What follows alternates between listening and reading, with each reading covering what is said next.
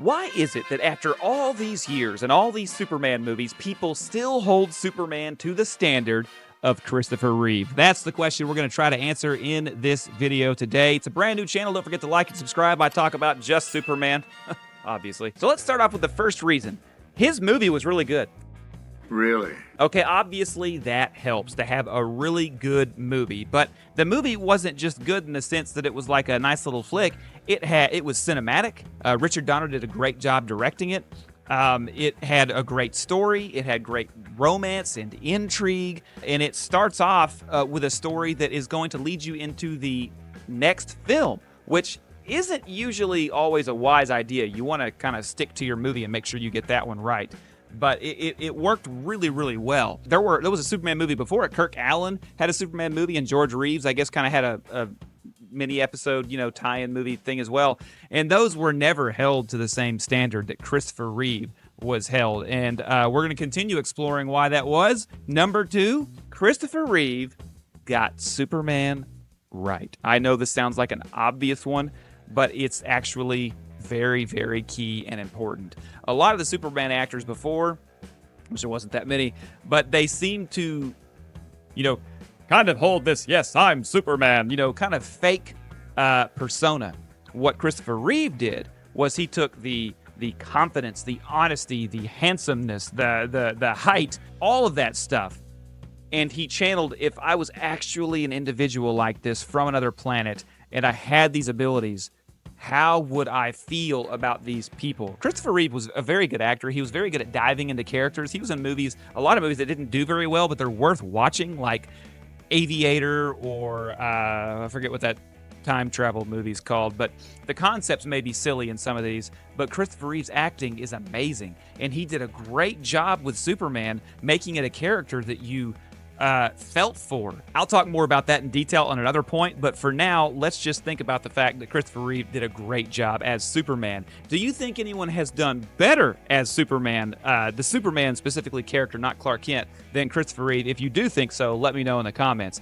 That brings us to our next point. He did a great job as Clark Kent. Now, this one, I personally don't think anyone has done a good job at. Every Clark that has been made, they make him like this kind of regular guy, this cool guy. Sometimes he might drop a can of pencils or something, and it's like they're trying to lean on the little bumbling oaf. But Christopher Reeve actually played this character in a way that you thought they were two different people. You thought that Clark Kent would never do this thing and Superman would never do this thing. He had you separating them in your mind, and nobody has done that since. I respect Tyler Hoechlin's portrayal on Superman and Lois a lot. He has some cool little moments in that show, but he hasn't taken that character. Most of the time when he's Clark, he's being serious like Superman, and he's not utilizing the character to go around to do this the same way that Christopher Reeve did. So if you think that I'm wrong and there is a better Clark out there, put it in the comments to let me know, because so far I'm not convinced. Now, again, we're going to praise Christopher Reeve for his acting one more time.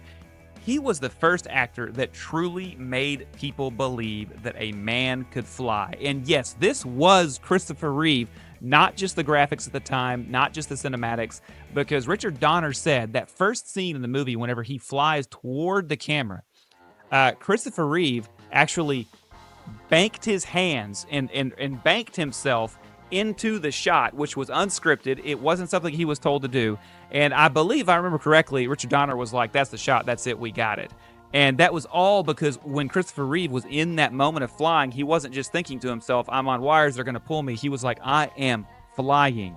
And an interesting little note about Christopher Reeve, before this before this movie, he was a pilot. So he kind of probably had dreams of flying like this and probably had spent a lot of time wondering what it would be like and how to do it properly. Okay, I know I said I was going to praise him one more time on his acting, but honestly, I'm going to praise him again. We could feel every emotion that Christopher Reeve had in that movie, as every character.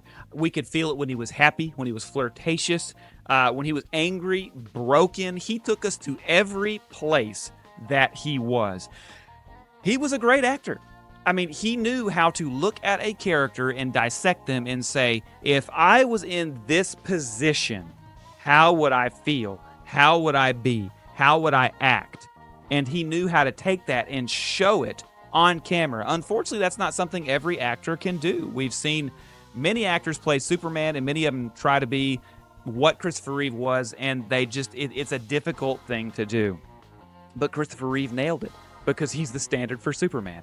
But that's not the last reason that he's the standard for Superman. Now, this one didn't have as much to do with him, but Krypton. They made an absolutely alien world that was so fantastic that you couldn't really say it was unrealistic because we never even heard of crystal technology before.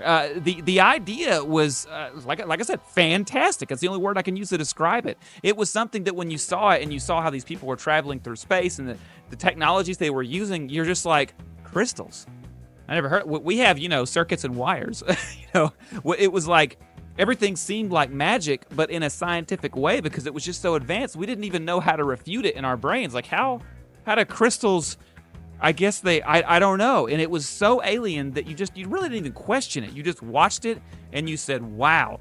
And the interesting thing is, back in those days, it was very difficult to get something to leap from the big screen down to the books and down to the comics and all that kind of stuff. This was one of the things that as soon as that world came about with those crystals, that started to be put into every, version out there. They still use the older version of the giant key and the mountain and Antarctica or the Arctic or wherever it is. But the fortress of the ice crystals has become just canon, basically.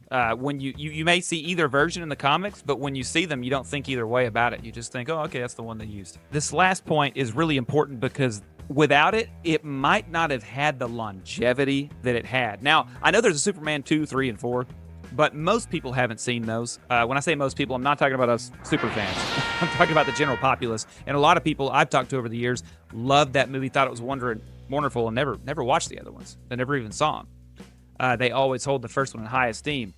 The ending of the movie, I think, has made Christopher Reeve the standard for Superman more than almost anything else, because after you had seen everything he could do, after you had developed in your head what Christopher Reeve was, what Superman was, you get those last final scenes where he's just flying in space and he's got that handsome, charming smile and he's over the Earth, which kind of is like a showing of his power and his ability. He's watching over it, and the flight in those moments looks so good and so real.